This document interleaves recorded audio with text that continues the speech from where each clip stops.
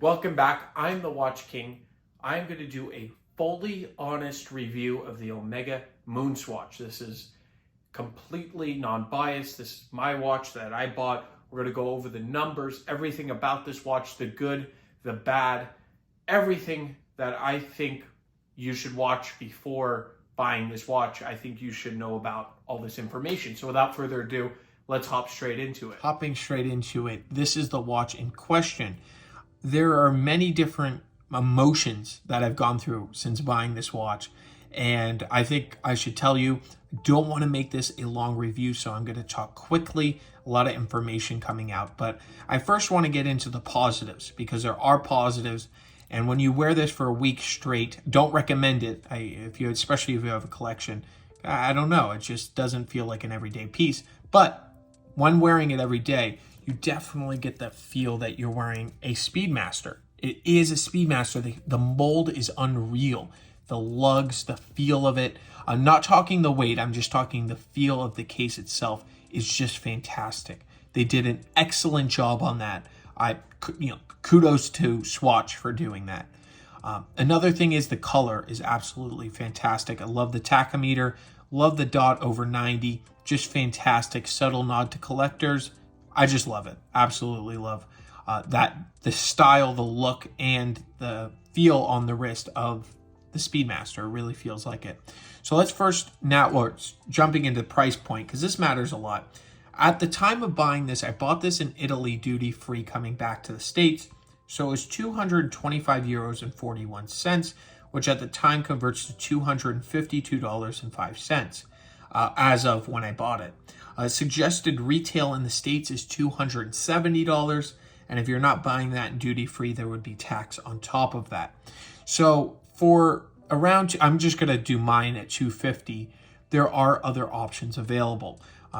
If you're looking in Japan, we have Seiko, nice Seikos, stainless steel, Mecha quartz, and we'll get into that in a sec.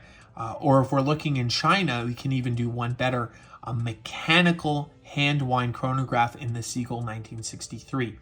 Now the quality control varies on those. $250 isn't a crazy amount to spend on a watch, especially, nowadays and all that on a high-end, I should say, very high-end mechanical watch. It's just unfortunately not with the days of inflation and everything happening now.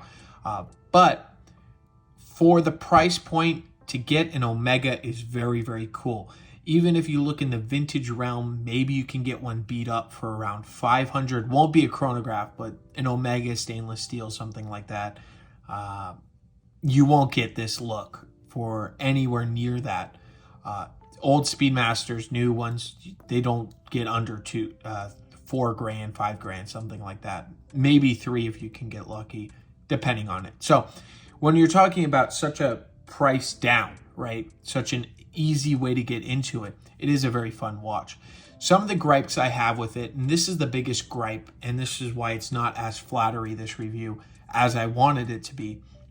So the crown is cool. It has the Omega, if I can get it here, has the Omega and the Swatch symbol on the crown. There, you can see it there. And it frees, it's a spinning crown. It's very free, which I'm not a huge fan of. But I wish I showed this after the unboxing. But I pull out the crown, right? And it's spinning free. So I think I bought a watch for $250 in Italy, and it's broken. And I just broke the watch, or I don't know if I broke it or it just came broken. So I start freaking out. So it's spinning freely, and I call Swatch. The closest one I have is Vegas. So I call Vegas, and they go, well, did you pull out the crown? I go, yes. And they said, did you pull it all the way out? There's 2 positions. I go, there's no date. And I come back to it, and she's on the phone. She's very helpful, the Swatch lady there. And sometimes it goes, fairly easily and not. So now it's, as you can see, pulled out, and it hacks, meaning it stops the second hand, and you can change the time. So I thought I broke it. I was freaking out, because imagine you open a watch, no matter the price point, if it was $10,000 or $20, when you open a watch and it's broken, it just sucks. So she covered that. and it is. But the second position is absolutely ridiculous, right? This is a later model. They should have improved it. It's not that much money for Swatch, a company that big, to develop a chronograph movement, quartz chronograph movement, that doesn't have a ghost date window. That's absolutely ridiculous, especially for the price point that they're asking for this watch. And that should never happen. I think it should be one position and you pull it out. It just makes the whole experience a lot less, I don't know, it just feels like a cheaper experience. Anybody who had a ghost date window knows, I mean, most of the time they're from mods. I would not expect it from a company selling literally millions of units. Their margin on these are insane. They couldn't just develop a chronograph movement even after the fact that they knew it would be a huge success. I will show you right now the chronograph in function. This is the other biggest gripe I have with this watch. So it moves, sometimes it's in the center, sometimes not. Most of the time it's in the center. It just depends on the tick. You know how quartz sometimes is like that. It's actually pretty nice right now showing on camera, but I've seen it sometimes in the middle. So it goes around and it's fine, but such an elevated experience. If you just made it mecha quartz, that watch, it would have been way better. The watch would have been a million times better, in my opinion, to watch at least somewhat of a smooth sweep, 4 ticks per second. I would have loved that. For the price point, they're not really pulling out some bells and whistles for a quartz chronograph, right? I mean, yes, they put all the money in the marketing, you know, and basically doesn't come in a crazy fancy box. The strap is, you know, that's fine. I don't mind replacing a strap. That's easy. But I wish they had that. So as you can see, the 60-minute counters over here, and then we have 10 hours on the 2 o'clock, the 60 minutes at the 10, unlike the actual Moonswatch, which, or I mean, not Moonswatch, Omega Professional the professional model, which would be at the 3 and 9 there, respectfully. So this is my biggest gripes with the watch. If you can live with this, it's fantastic. This is not a watch you're going to be giving to your child. Maybe, I mean, it's a cool watch to buy for a younger person, not a child, because it's, I mean, $250, you know, is $250, whatever, you know, that means to you. But it is a great way to get some people involved and a fun way to own a real Omega. I just wish they fixed that problem.